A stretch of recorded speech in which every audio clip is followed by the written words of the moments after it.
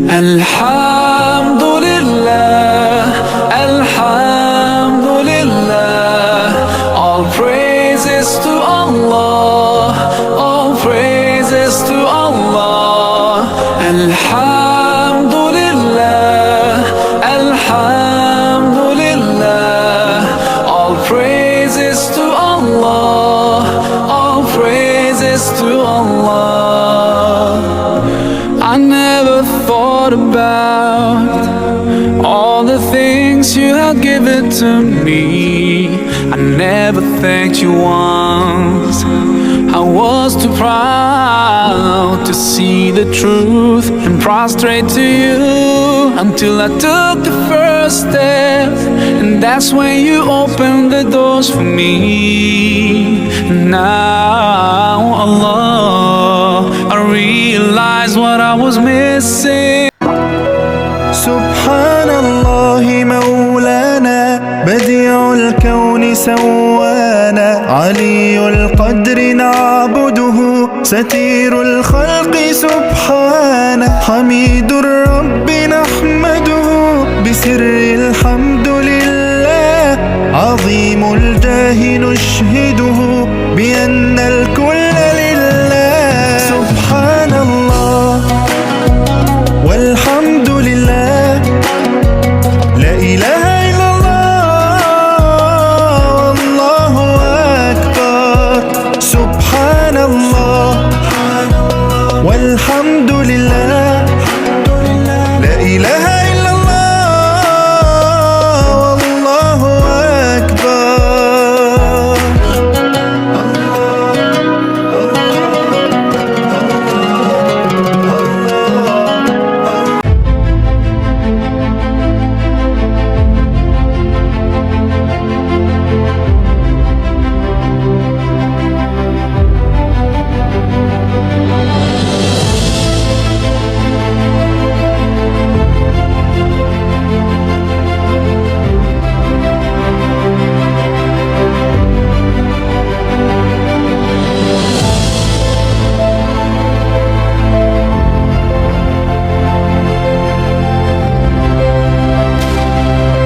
Bismillahirrahmanirrahim.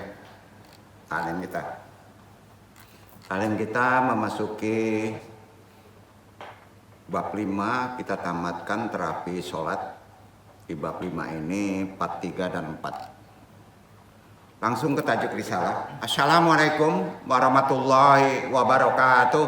Waalaikumsalam warahmatullahi wabarakatuh. Sebelum kita bertalim, sama-sama diawali dengan zikir talqinnya.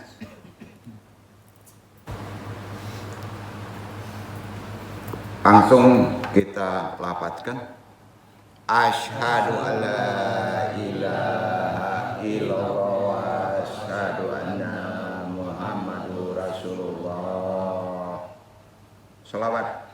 Allahumma sholli ala sayyidina Muhammadin nabi ummi wa ala alihi wa sahbihi wa sallim.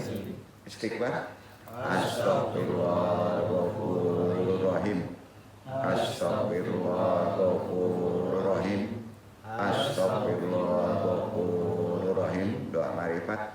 Ilahi anta maksudi wa ridhoka matlubi atini mahabbataka wa ma'rifataka toharu abaha la ilaha illallah la ilaha illallah la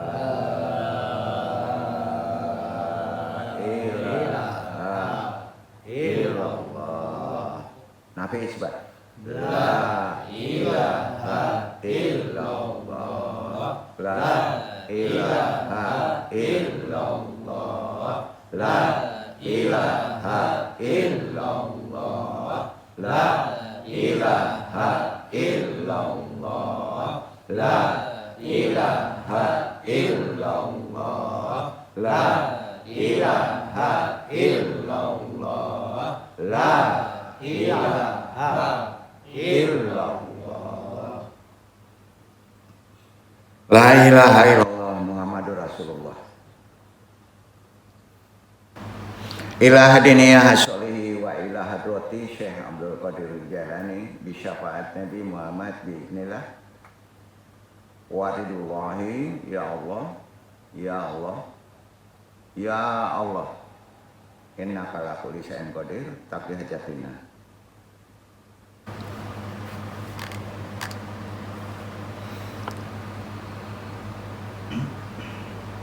Wa khususan abaruhi Nur Jawaharul Muhammad, khususan Nabi Yunaka Muhammad Sallallahu Alaihi Wasallam. Wabil khusus hadiri al-madi kalifatur radin, wabil khusus arwahi juriyatihi, wa khususan arwahi muslimin mu'minin wa muslimin. Al-Fatihah. Bismillahirrahmanirrahim. Alhamdulillahirabbil alamin. Arrahmanirrahim. Maliki yaumiddin. Iyyaka na'budu wa iyyaka nasta'in. Ihdinas siratal mustaqim. Siratal ladzina an'amta 'alaihim ghairil maghdubi 'alaihim waladdallin. Allahumma ayyina al-islam wa amitna al-sunnah. Allahumma anta rabbi la ilaha illa anta khalaqtani wa ana abduka wa ala ahdika wa wadika mastata'tu a'udzubika min syarri ma sana'tu abu laka bi ni'matika ya wa abu dzanbi fakirli fa innahu la yaghfiru dzunuba illa anta. Allahumma ya qadiyal hajat, Allahumma ya kafiyal muhimat, Allahumma ya dafiyal baliyat, Allahumma ya rafi'u darajat, Allahumma ya syafi'al amrat, Allahumma ya mujibad da'wat, Allahumma ya arhamar rahimin. Allahumma inna nas'aluka selamatan fidin wa afiatan fil jasadi wa ziyadatan fil ilmi wa barakatan fil rizqi wa taubatan qabla maut wa rahmatan indal maut. Allahumma hawwin 'alaina syaqatal maut wa najatan minan nari wa afwan hisab. La haula wala quwata illa billahil aliyil azim. Alhamdulillahirabbil alamin. Jazakumullah khairan katsira. Alhamdulillahirabbil alamin. Na ilahil ma'hud wa salatu wa salamu li ayasiril hayatil wujud. Wa ashabil ajam li kulli mawjud. Salatan tutafi qulubinal iman wa biha biyunal Qur'an wa biha biyunal Qur'an. Wa tubahi ayat wa tuhalana biha nur jannat wa nur na'i wa nur najari ila wajhikal karim. Subhanaka ilmalana ila ma'alam tanah innaka antal alimul hakim. Rabbi syari sadri wa yassiri amri wa qul udatam lisani yafqahu qawli. Ya Allah, ya Rabb, lapangkanlah untuk dadaku, mudahkanlah untuk urusanku. Uraikan simpul pengikat ini baik pentalim maupun yang ditalimi agar bisa memahami perkataan dan talim ini dan Allah meridhoinya. Alhamdulillahirabbil alamin. Langsung saja tidak memperbanyak mukadimah, kita langsung ke risalah. 6 cara penyembuhan psikoterapi, kita sudah memasuki psikoterapi sholat yang kelima. Insya Allah seminggu kemudian kita tuntaskan psikoterapi ini pada psikoterapi zikir.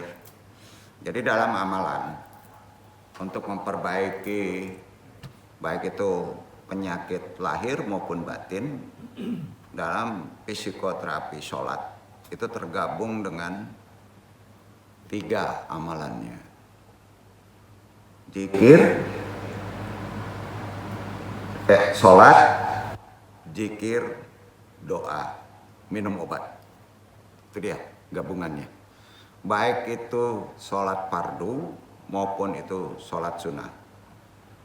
Kalau yang dikehendaki pengobatannya ada di sholat sunnah, ya.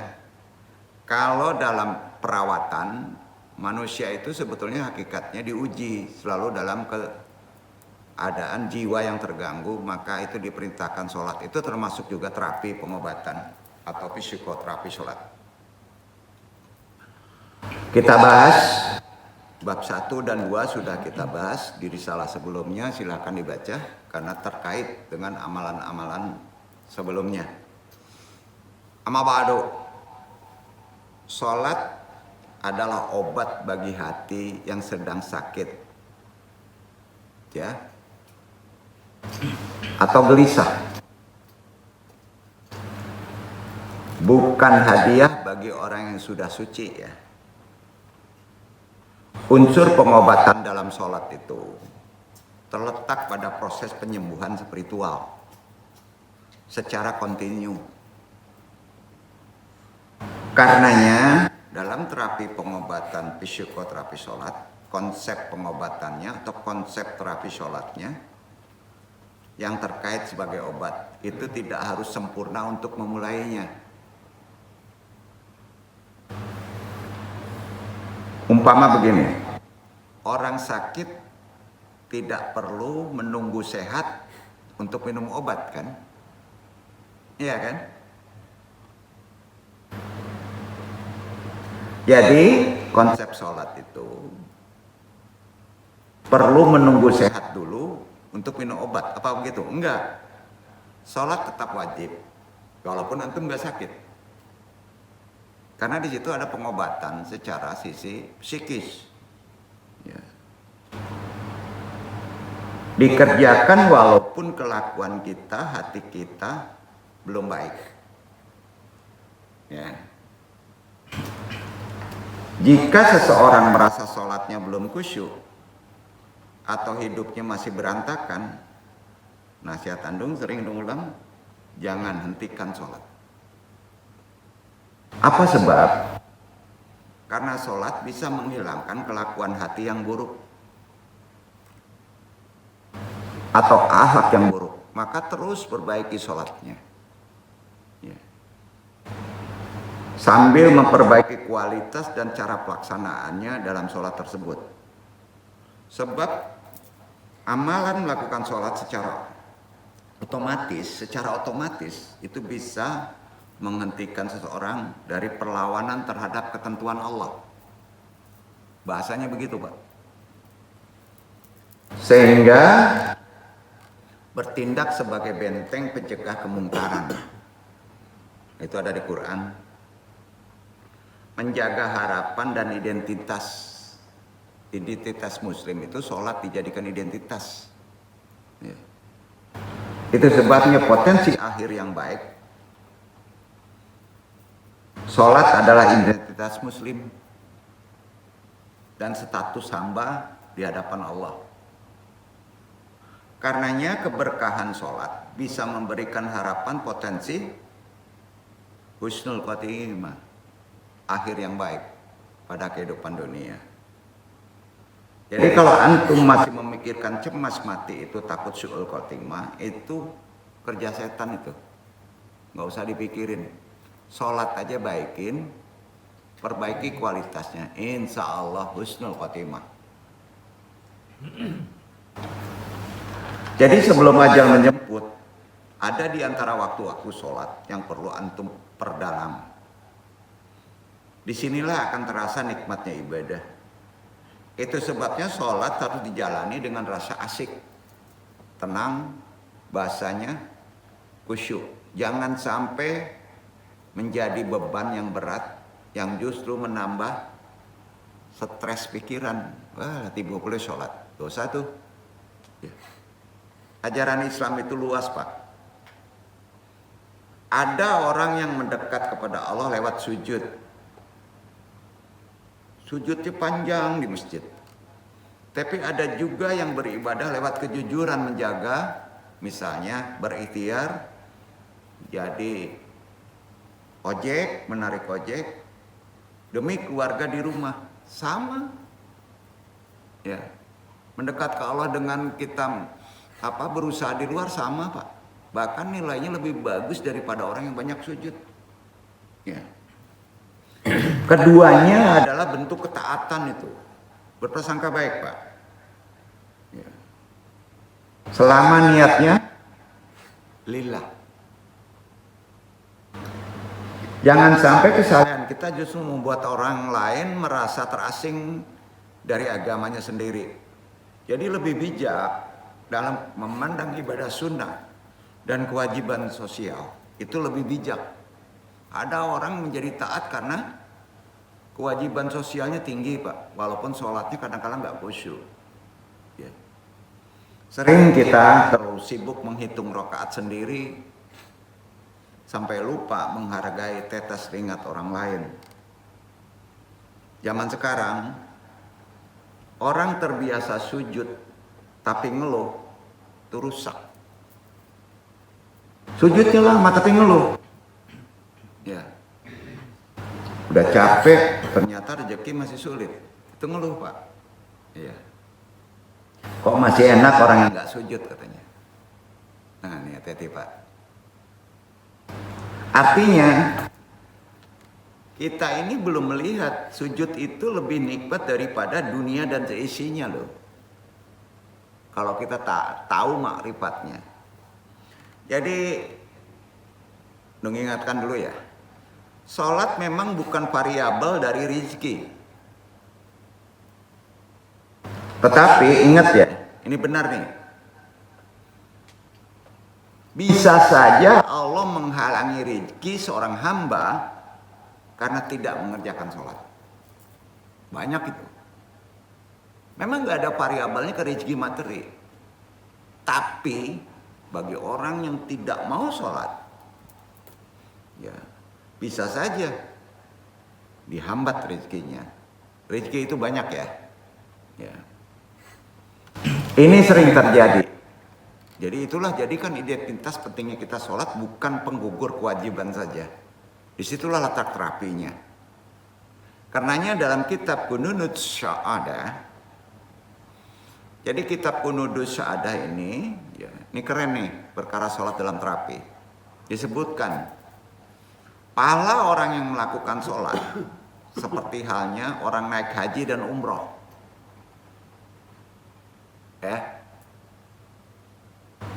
Karena di dalam bacaan sholat terdapat makna yang sangat penting dan istimewa. Salah satu kalau kita sholat itu ada rukun haji adalah kita ngadep kiblat. Benar kan? Berarti di rukun sholat itu ada semua, Pak. Ada zakat, ada puasa, sholat batal kalau makan. Ya, ada haji. Ya. Jadi kalau antum belum diberi rezeki, sholatnya benar, antum udah disamakan dengan orang yang naik haji dan umroh.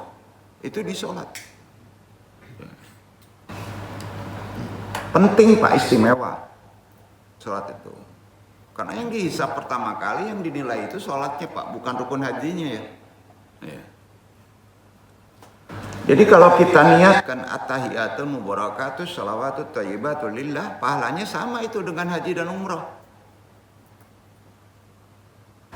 Itu sebabnya kelebihan para wali adalah negosiasi dengan Allah sebagaimana Rasulullah SAW agar sesuatu ibadah bisa lebih mudah. Sehingga Nabi mati-matian memohon kepada Allah agar umatnya diberikan syafaat. Karena berat sholat itu. Berkat syafaat Rasulullah SAW. Yang penting dia Islam, insya Allah masuk surga. Kalau antum tidak meninggalkan sholat. Yang penting bukan kafir. Namun hal ini jangan dijadikan dalil ya. Untuk kita melakukan maksiat hanya fasilitas saja. Dengan demikian harus yakin bahwa sholat merupakan sarana untuk bisa lapor berkomunikasi ke Allah 5 kali sehari. Wajib tuh. Ya. Tambah volunya dengan sunnah kalau kita banyak masalah atau sakit. Oleh karena itu harus diyakini dengan fadilah sholat yang sangat besar. Siapapun yang sering sholat dan dimanapun sholatnya, pahalanya seperti halnya haji dan umroh loh. Walaupun kita sholat di sini di Indonesia jauh, Mekah itu. Karena di dalam Al-Quran itu kan ditegaskan tentang perintah mengajak manusia kepada kebaikan. Karena itu semakin tinggi iman seseorang, akan semakin bermakna dengan khusyuk sholatnya. Maka semakin tinggi pula kepeduliannya kepada orang lain. Begitu pula sebaliknya.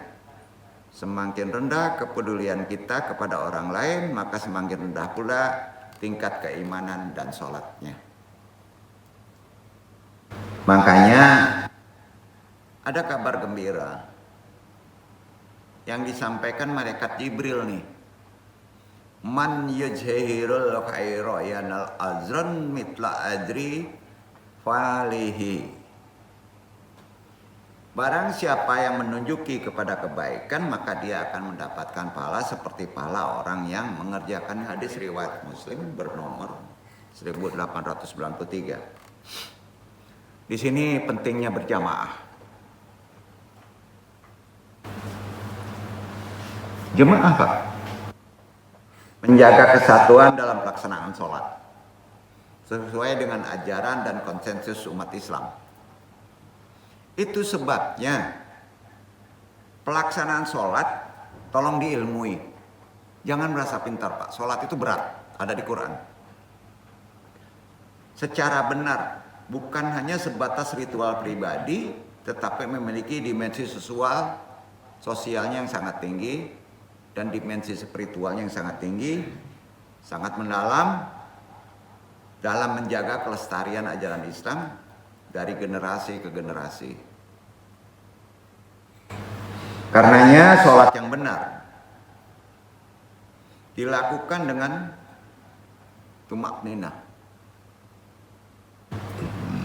di tempat yang suci, mengikuti aturan yang sudah ditetapkan dalam syariat, jelas. Maka ada jumhur ulama, kesepakatan. Hal ini penting agar tidak muncul penyimpangan atau inovasi yang tidak sesuai dengan ajaran Islam. Muadi sholawatuna purada pisakinatin wawaqarin mutatahirina fi rehabi makanin mukadasin. Sholat kita dirikan sholat.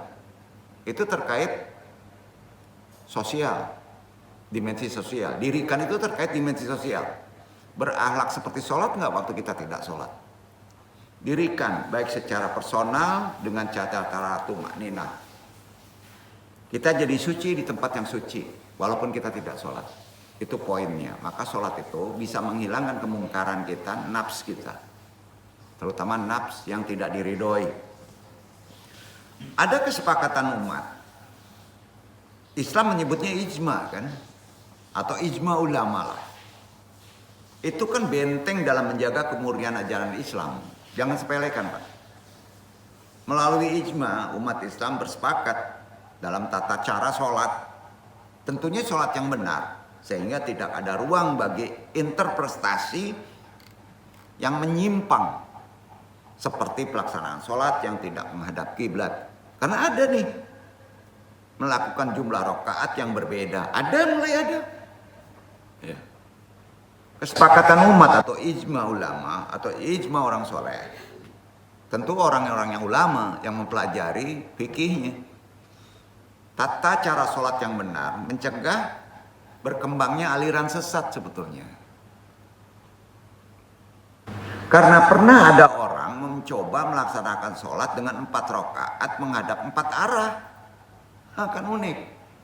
Mulai ada tuh. Beralasannya, dalilnya akal nih. Tuhan tidak memiliki arah tertentu. Ayo. Hati-hati Pak.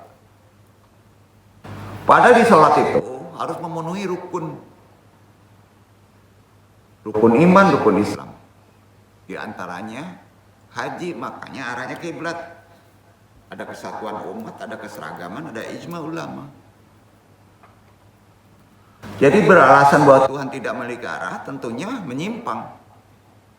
Ijma umat Islam menolak praktek seperti itu karena bertentangan dengan ajaran yang sudah disepakati.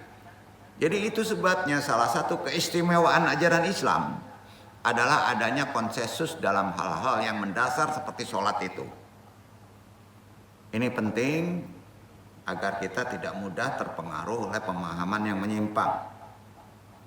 Sholat berjamaah selain sebagai psikoterapi yang kuat, untuk pengobatan lahir dan batin, bukan sebagai ritual penggugur kewajiban saja, Pak. Luas maknanya berjamaah itu. Selain sebagai sarana mendekatkan diri kepada Allah, juga menjadi media untuk menguatkan kesatuan umat Islam.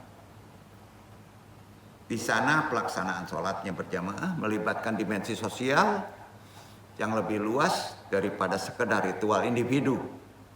Salah satu hikmahnya dari sholat berjamaah adalah menjaga cara dan keyakinan yang benar dalam menghadap kiblat dan mengatur syaf. Hal ini penting karena hingga hari kiamat umat Islam akan terus melaksanakan sholat dengan konsisten. Insya Allah. Sampai tidak ada lagi sholat. Maka kiamatlah datang. Setiap muslim itu memiliki tanggung jawab dalam menjaga konsensus ijma.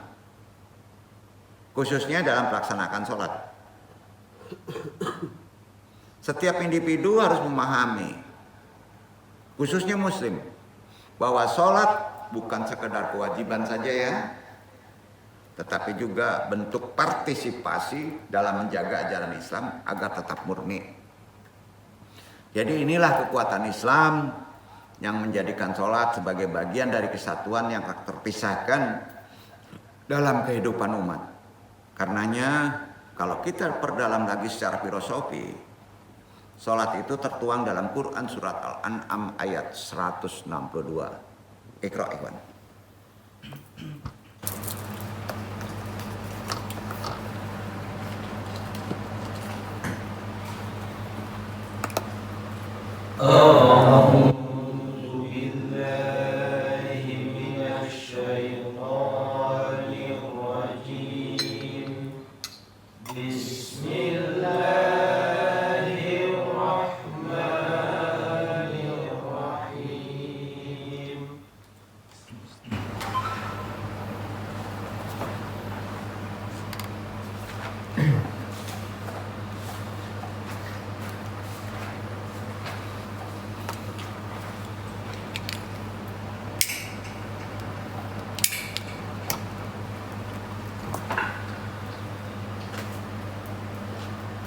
قل إن صلاتي ونسكي ومحياي ومماتي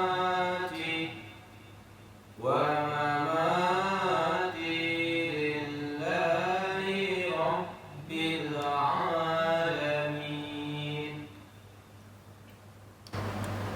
Katakanlah, sesungguhnya salatku, ibadatku, hidupku dan matiku hanyalah untuk Allah, Tuhan semesta alam. Jadi kalau ada yang bertanya filosofi sholat itu apa sih sandaran dalilnya? Al-Quran ayat 162 ya. Ayat ini menjadi landasan utama bagi pemahaman yang sangat mendalam tentang sholat.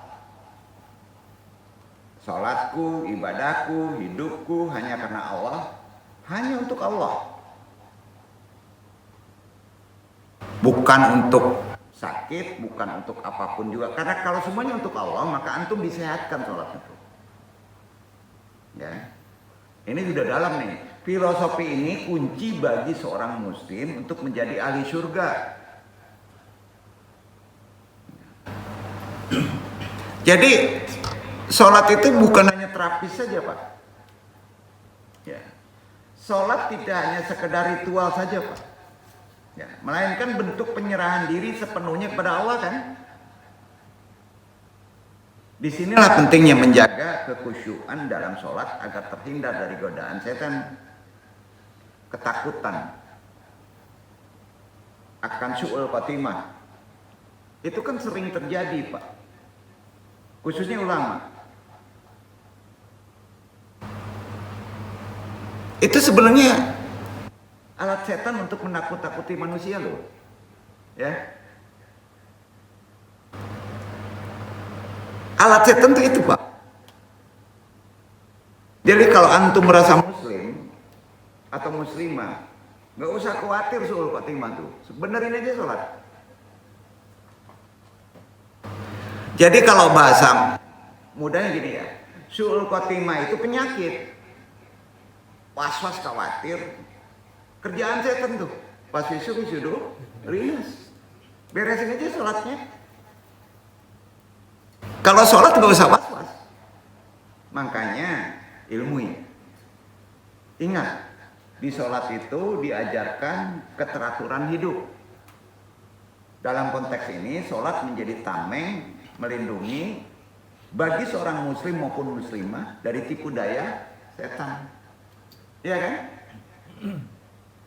Karena itu keberhasilan seorang muslim di akhirat ya, sangat tergantung pada niat keikhlasan dalam ibadahnya. Itu sebabnya, karena tiangnya agama, sholat mengajarkan keteraturan dalam hidup. Mulai setar takbiratul ihram hingga salam, dan bahas di bab sebelumnya. Setiap gerakan dan bacaan mengandung nilai penghambaan kepada Allah. Jadi filosofi ini menjadikan sholat lebih dari sekedar kewajiban, sudah kebutuhan. Itu sebabnya memahami filosofi sholat untuk orang sekarang penting. Bisa mampu menghilangkan keraguan dalam hati kita dan pikiran kita, dengan menjadikan sholat sebagai sarana mendekatkan diri kepada Allah. Seorang muslim akan merasakan kedamaian di batinnya yang luar biasa. Lebih jauh bahwa sholat bukanlah sekedar kewajiban formal saja, ia adalah sarana komunikasi langsung dengan Allah di sholat.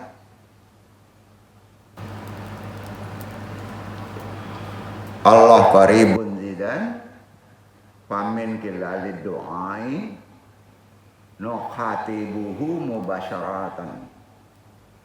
Allah itu maha dekat. Lewat sholat kita berbicara langsung dengannya. Setuju? Disinilah pentingnya memulai sholat dengan nawaitu yang ikhlas. Nawaitunya harus tulus. Kullu syai'in yabda'u bil niyati fad du'a'u maqbulu huwa alladhi yu'adda bi akhlasin. Segala sesuatu itu kan diawali dari niat, Pak. Salat yang diterima adalah salat yang dilakukan dengan niat yang ikhlas. Itu yang diterima. Enggak niat, batal. Dalam prakteknya itu ditekankan pada pemahaman makna bacaan setiap bacaan di sholat. Maknai hal ini akan membantu seorang muslim untuk bisa khusyuk. Itu teori, betul, ada betulnya.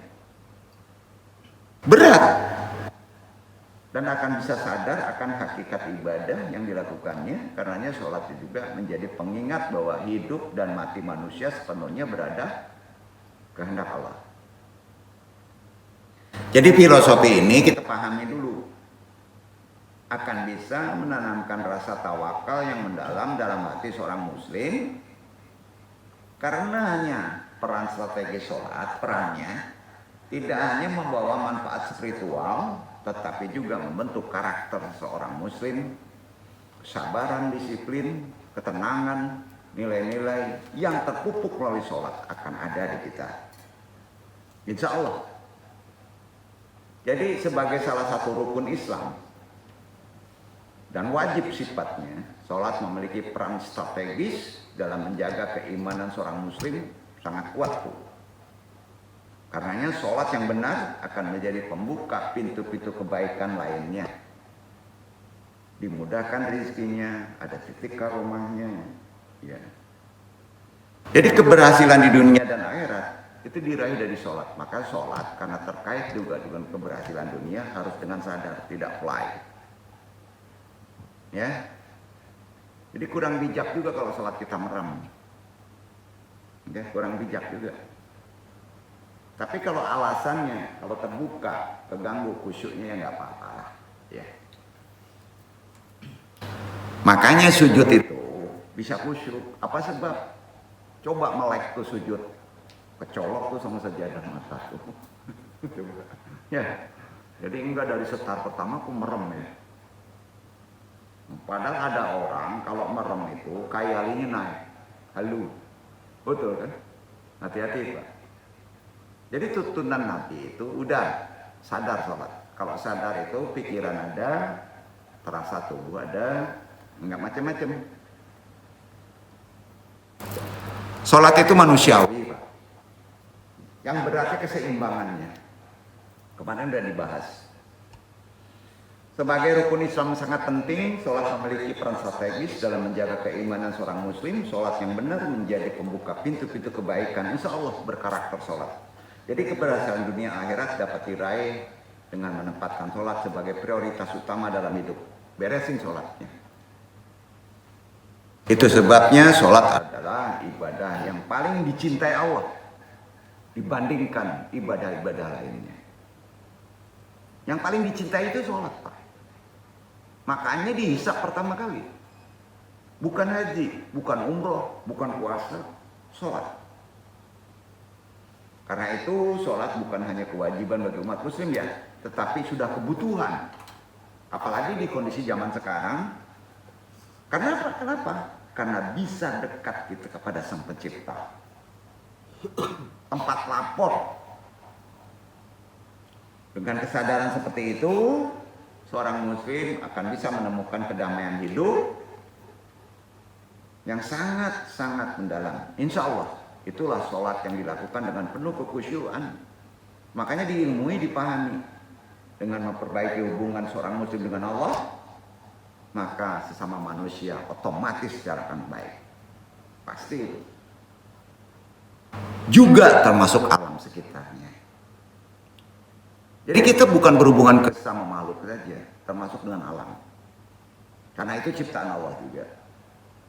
Dalam setiap rakaat sholat, itu tersimpan pesan universal untuk selalu berbuat baik, jauhi keburukan, dan mengingat bahwa kehidupan hanya perjalanan sementara menuju Allah. Sekali lagi, sholat adalah tiang agama, tiangnya hidup, tiangnya baik. Man aqamas sholata faqad aqamad dina. Barang siapa yang menegakkan sholat, ia telah menegakkan agama. Ya kan? Hadis itu. Dengan filosofi yang mendalam seperti ini, mudah-mudahan kita akan menjadi paham kenapa kita sholat. Umat muslim akan menjadikan sholat bukan hanya sebagai kewajiban ya, tapi apa Pak? Kebutuhan. Karena itu, sholat yang dilakukan dengan penuh kesadaran akan memberikan manfaat yang luar biasa, sangat luar biasa. Baik di dunia maupun akhirat. Bukan akhirat aja ya. Karena itu kan sering disindir. Kalau kita sulit rezeki, banyak penyakit, perhatikan sholatnya. Minta tolonglah pada sabar dan sholat. Ya. Karena di sholat terkandung unsur kesehatan jiwa, kesehatan fisik, ketenangan hati, penurunan tingkat stres, pengendalian emosi melalui doa, zikir, serta gerakan postur yang teratur, ada keseimbangan, ada kedisiplinan, mengulang-ulang kalimat kebesaran Allah, menurunkan hormon stres, dan memberi rasa aman. Contoh pada gerakan sujud. Posisi kepala lebih rendah daripada jantung. Ini sudah bahas sebetulnya. Ini berfungsi memperlancar aliran darah ke otak, menciptakan relaksasi fisik dan mental. Di sini melatih diri melepaskan beban duniawi sejenak saja dan memusatkan pikiran hanya kepada Sang Pencipta.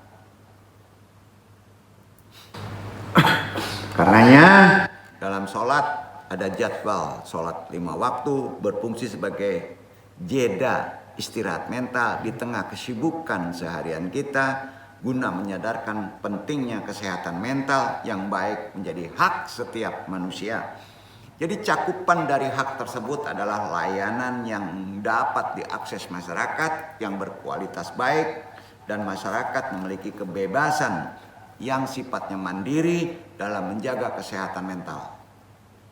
Di sholat, kalau ditanya banyak sekali orang sakit mental, walaupun dia sadar. Karena sholat tidak betul. Serta perlindungan terhadap kesehatan mental itu sendiri, sholatlah ilmui.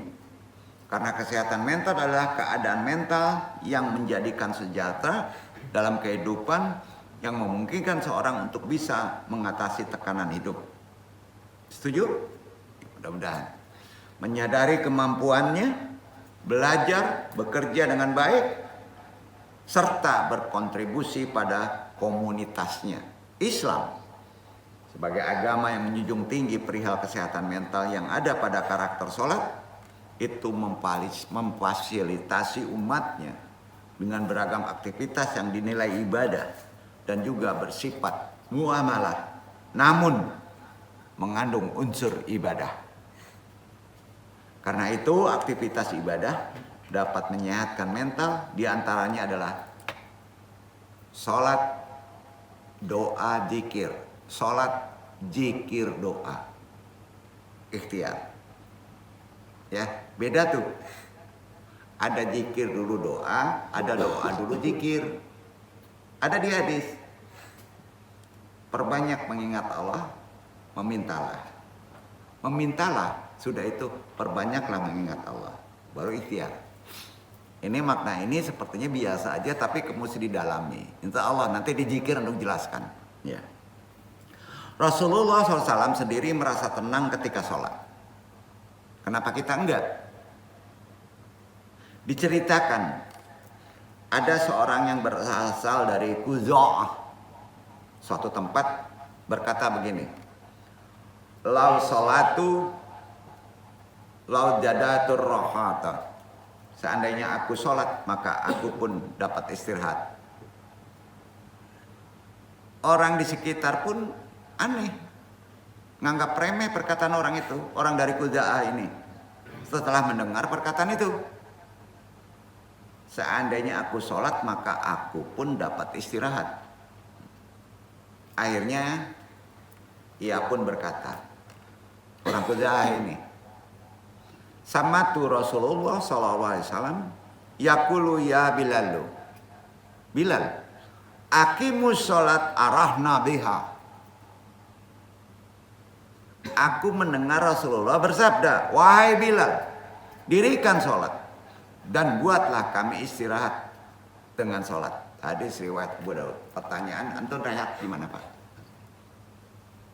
Tidur. Kalau capek antum sholat dulu 2 rakaat. Sholat sunat, menyeimbangkan badan, baru tidur. Sampai Pak? Itu dilakukan Rasulullah. Ya, hadis riwayat Abu Daud. Baik itu capek pikiran, baik itu capek dengan masalah.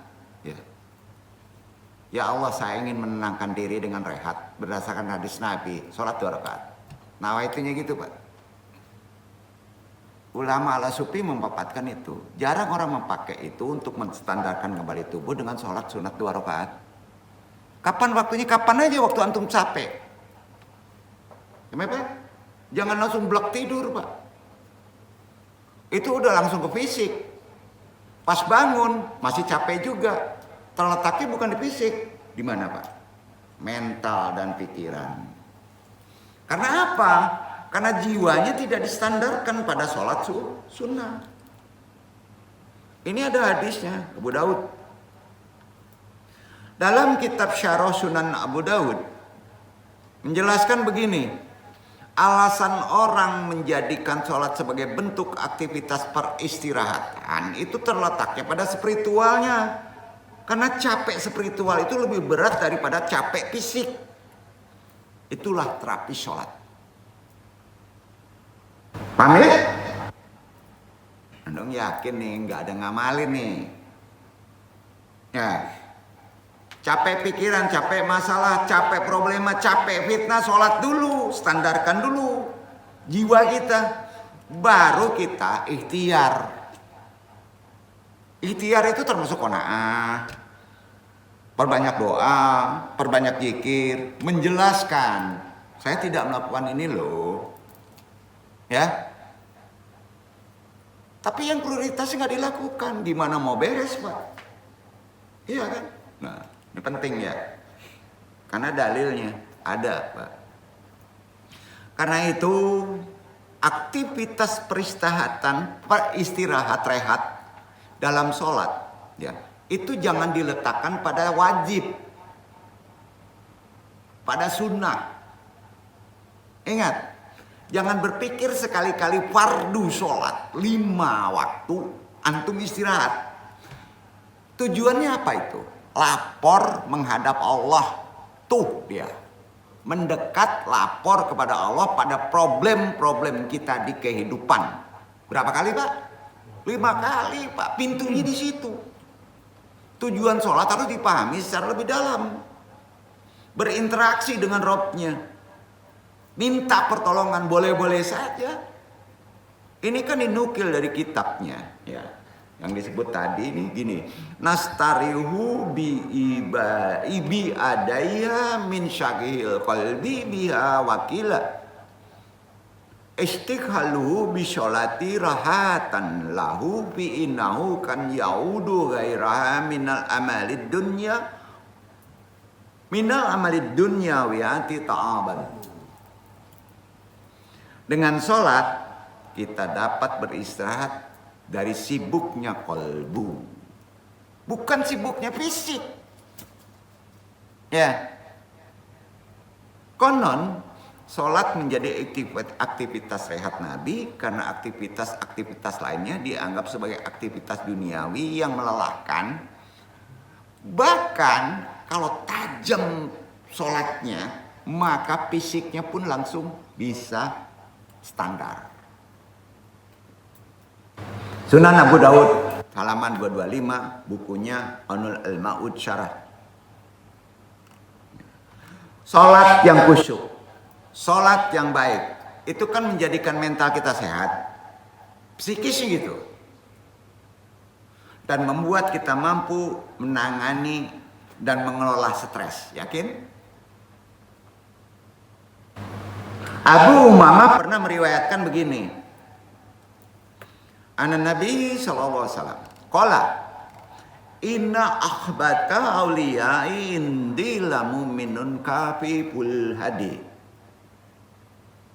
juhadin minasholati asanna ibadata rabbihi wa ata'uhu fissiri wa kana gamidan finnasi la yusaru illai bisababi bi asabi wa kana rizquhu kafapan fasabarala dalika.